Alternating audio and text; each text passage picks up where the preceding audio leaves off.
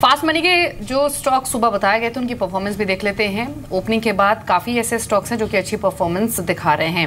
Hotel stocks में buying की recommendation दी गई थी। आज ज्यादातर होटल शेयर्स की जो शुरुआत है वो पॉजिटिव बासात हुई है। EIH ने अपने टारगेट को हिट किया है। HOEC में बाय कॉल थी, ये भी अपने टारगेट को ओपनिंग के बाद अचीव कर चुका है। सास्केन कम्युनिकेशन ने टारगेट हिट किया है। VRL लॉजिस्टिक और सोम डिस्टिलरीज, इन शेयरों ने भी अपने जो टारगेट्स हैं वो अचीव किए हैं और बाकी जो शेयर्स हैं वो भी अपने लक्ष्य के बेहद नजदीक इस वक्त ट्रेड कर रहे हैं। अब हमारे साथ एक और खास मौजूद है, हमारे साथ मिस्टर VK शर्मा हैं HDFC सिक्योरिटी से बातचीत करने के लिए। शर्मा साहब नमस्कार, शुक्रिया आपका समय देने के लिए। ये आज की ओपनिंग आपको कैसी लगी और अभी जो सेटअप है इंटरनेशनल फ्रंट पर या फिर डोमेस्टिक फ्रंट पर, उसको देखते हुए लग क्या रहा है? ये जो रेंज है, ये जो कंसोलिडेशन है, बना रहेगा या फिर करेक्शन के भी चांसेस हैं? जी, फिलहाल जब ये देखते हुए कि अंतर्राष्ट्रीय इतनी सारी दिक्कतें हैं और उन सब के बावजूद हमारा मार्केट उतना नहीं गिरा है, तो ये कहूँगा कि ये एक महज अपॉर्चुनिटी समझनी चाहिए नीचे गिरने की। अगर किन्हीं कारणों से अंतर्राष्ट्रीय बाजार गिरते हैं और उसका असर यहाँ पे भी आता है तो उसको एक अपॉर्चुनिटी समझूंगा। मेरे ख्याल से आपके चैनल पे पहले ही बोला था कि जो पहले 8,975 का जो लेवल था यूपी के इलेक्शंस के पहले, रिजल्ट आने के पहले, वो उसके बाद 9,020, ये दो लेवल हैं जिनके बीच में गैप क्रिएट हुआ है। मेरे ख्याल से ये गैप बरकरार रहेगा, तो आप 9,020 को मान के चल सकते हैं कि उसके नीचे जा पाना मार्केट बहुत ही मुश्किल है। तो यहाँ पे अपॉर्चुनिटी समझ के ही खरीदना चाहिए। और ये जो दिक्कतें हैं, मार्केट को जल्दबाजी में ऊपर जाएगा भी नहीं, लेकिन यहाँ से कंसोलिडेट ही करेगा, ऐसा मेरा मानना है। तो जब आप कह रहे हैं शर्मा जी कि खरीदना चाहिए यहाँ पर जी हर गिरावट में, वो कहाँ खरीदना चाहिए, क्या खरीदना चाहिए? जी स्टॉक स्पेसिफिक ये देखना चाहूँगा, बताना चाहूँगा कि अब देखिए कि हम इंडेक्स में तो बहुत ही कम लोग निवेश करते हैं, एक स्मॉल इन्वेस्टर भी करता है निफ्टी ETF में, लेकिन उसके बावजूद हमको इंडिविजुअल स्टॉक्स में डालना पड़ता है। तो ऐसे वक्त के अंदर वो स्टॉक जो ग्रोथ दे पाएँ आगे चलते हुए, न सिर्फ अपना ऑर्गेनिक ग्रोथ दें बल्कि इनऑर्गेनिक ग्रोथ भी दें कुछ एक्वायर करके। तो इस तरह की कंपनी है क्वेस्ट कॉर्प, इसका IPO आया था, अब ये करीब 740-50 के आसपास ये स्टॉक चलता है। हमारे रिकमेंडेशन भी है इसके अंदर अभी भी, और ये इसलिए स्टॉक पसंद है क्योंकि ये करीब 30 से 40% का ग्रोथ आपको हर साल दे सकता है। इसकी जो अर्निंग्स अभी हैं 7 रुपये की अर्निंग पर शेयर 16 के हिसाब से, तो FY19 में हम समझते हैं कि अर्निंग पर शेयर इसकी 21 जैसी हो जाएगी। तो यहाँ पे जब 3 गुना आपकी अर्निंग्स मल्टीप्लाई होंगी तो आपका PE भी एक तरह से 1/3 हो जाएगा, और ऐसे वक्त के अंदर वो जो ग्रोथ है वो इन्वेस्टर को मिलना चाहिए। तो मेरे ख्याल से एक ये स्टॉक ऐसा है जिसके बारे में डिटेल और बाद में बात कर सकते हैं आप, जो कोई काउंटर क्वेश्चन पूछें तो, लेकिन ये हम इन्वेस्टकों को दिला रहे हैं और लंबी अवधि के लिए दिला रहे हैं, कोई 1 साल के लिए नहीं, 4-5 साल के लिए दिला रहे हैं। और हमारा ये मानना है कि ये न सिर्फ 1 साल बल्कि अगले 4-5 साल में भी बहुत अच्छा रिटर्न देगा। जी समित, ये ओपनिंग के बाद कोई रिकमेंडेशंस हैं क्या आपके? देखिए दीपाली, ओपनिंग रिमार्क्स में मैंने केसोराम इंडस्ट्रीज़ को 1 या 2 दिन के लिहाज से रिकमेंड किया हुआ था। 164 टारगेट था और ऑलरेडी ये 2-2.5% बढ़ चुका है। बट अभी भी अगर किसी का डायरेक्शनल व्यू है, 1-1.5 वीक का व्यू रखते हैं, तो 177 का हमारा इसमें टारगेट होगा। तो 153-154 के स्टॉप लॉस से इसमें खरीदारी की जा सकती है। इसके अलावा कैश सेगमेंट में मास्टेक है जिसने एक मल्टी ईयर ब्रेकआउट दिया हुआ है लास्ट वीक और काफ़ी अच्छे सपोर्ट के आसपास ट्रेड कर रहा है। तो इसमें 245-248 के नियर टर्म टारगेट्स होंगे, तो उसमें खरीदारी की जा सकती है। 208 का एक प्रोटेक्टिव स्टॉप लॉस होना चाहिए। बिल्कुल। इस बीच कुछ और स्टॉक्स भी देख लेते हैं एक बार। राकेश, आप होटल स्टॉक्स को देखिए, इसमें कुछ एक स्टॉक्स हैं जिस पर इंटरेस्टिंग मूव देखने को मिल रहा है। हमने कल कुछ एक स्टॉक्स में देखा था, आज भी आप देखिए जैसे कामत है या फिर होटल लीला वेंचर्स हैं, EIH, इन सबको आप देखिए, इसमें बाइंग देखने को मिल रही है। लेकिन अब क्योंकि बाइंग हो चुकी है, कोई ट्रेड करना चाहिए या नहीं करना चाहिए?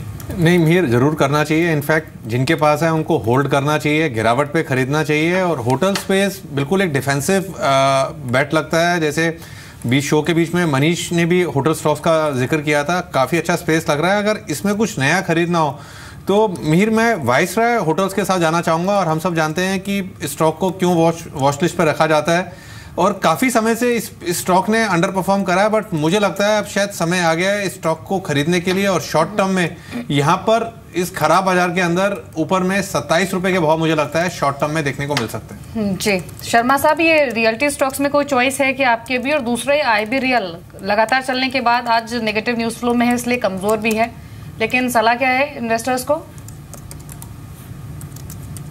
जी, इसके ऊपर जो रिपोर्ट है वो हमारे कवरेज में नहीं है, तो इस पर मैं कमेंट नहीं कर पाऊंगा, लेकिन ये जरूर कहना चाहूँगा कि ये रियल एस्टेट के स्टॉक्स अच्छा परफॉर्म कर सकते हैं किन्हीं नियत कारणों की वजह से। थोड़ा एनवायरनमेंट सुधर रहा है और थोड़ी बहुत ये शेयर्स काफ़ी हद तक कॉर्नर्ड भी हैं, नीचे के लेवल पे इकट्ठा किया गया है, तो परफॉर्मेंसेस में आप देख सकते हैं। हालांकि फंडामेंटल भले ही उसको सुधरने में समय हो, तो ये इसमें आपको थोड़ा तकनीकी भी यूज़ करना चाहिए और डेरिवेटिव पोजीशंस को भी ध्यान में रखना चाहिए। मेरे हिसाब से ओवरऑल ये जो सेक्टर है अंडर प्रेशर ही रहने वाला है, तो हम इस पे ज़्यादा तवज्जो नहीं दे रहे हैं रियल एस्टेट पे। इस बीच निफ्टी मिड कैप जो है वो करीब 30 पॉइंट नीचे है, लेकिन इसमें कुछ एक स्टॉक्स हैं जैसे ओरेकल फाइनेंशियल है 4.5% नीचे, JSPL 3%, IDBI, नेटको, IDFC bank, REC, Rajesh exports, ये कुछ काउंटर्स हैं जो कि लाल निशान में दिख रहे हैं। हमारे साथ अब और एक मेहमान जुड़े हैं, एंड्रू हॉलैंड हमारे साथ मौजूद हैं, उनसे बात करते हैं। Andrew, morning to you, thanks for joining us. What's your take?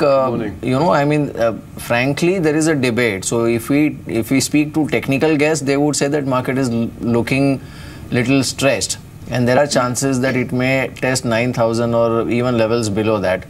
Fundamentally, everybody has a view that this is a good market and it's a buy on dips market. What's your view?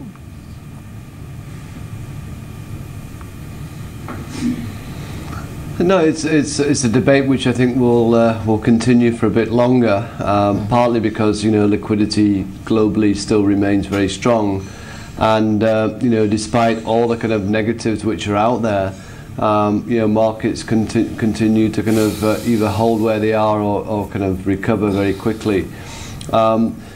But when I think about some of the risks out there, and obviously this weekend we got the first round of French elections, the UK have just announced elections, so there's a lot going on in Europe, which could obviously still has a surprise element there. But when I look at the 10-year bond yield in the US and also the currency, they're back to kind of levels pre-President Trump's victory.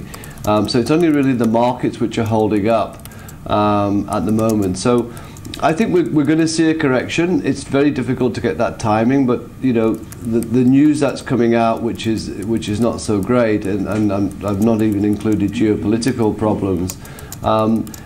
Valuations here don't really kind of warrant us to move higher. So we'll go with global markets, but I've got a feeling that global markets might take a back seat, and we might see some falls going forward. So Andrew, in that case, do you see all these global factors which you just mentioned right now posing risk to Indian markets? And as you said, there are chances of correction. What will be the nature of correction? Though it's difficult to predict the timing, but will it be a minor correction, or you see chances of major correction as well? No, I'm not overly negative about what's happening globally generally either, but I think maybe if worst case probably a 5% correction from here. If things start to play out more negatively in some of these factors, like if the tax reform in the US is pushed towards August, which is what's being talked about, if concerns about the far left or the far right in France having a chance of winning those elections. So these are kind of things which could bring markets down, but I don't see anything more than 5%. So it could well be in between that, maybe 3-4%. So nothing significant at this point. And I'm not trying to be overly negative. I just think we're in a liquidity-driven market, and if we remember that, then also remember the fact that something will always prick that bubble, and what it is usually is something we don't like.